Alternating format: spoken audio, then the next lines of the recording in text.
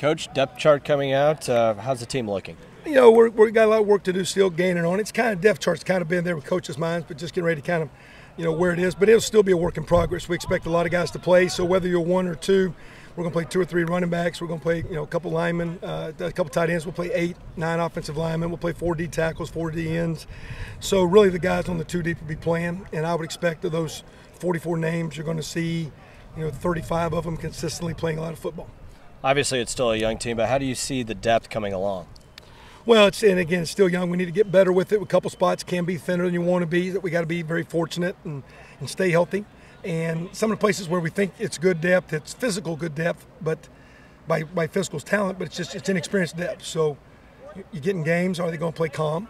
They look like on a practice field. So you might think you're 2 deep right now, but it's a young freshman. It's a JC player transferring in. What's that level of play week 1, 2, 3, and how does it go? Sometimes as coaches, Jeremy, you get out there early and you want to play a guy, you play him a little. The game will get closer, you won't, then you don't play him a lot, and you don't develop that depth that you want to. So as coaches, I've already challenged our coaches, have enough confidence and courage to play the young guys and play through the agony and develop depth as we go through the early part of the season. Your feeling on how this week of practice went? Pretty good. With school going, we really worked 2 days to get used to the morning practice schedule with our morning practice being on the same timeline.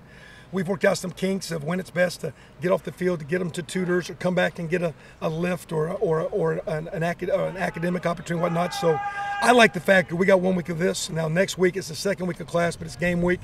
So as we've worked some kinks out. Next week we're a little bit more in the routine. We can do a great job academically, but when it's time to be over in football, our kids are locked in, ready to have a good week of practice. We're going to need one for Indiana State.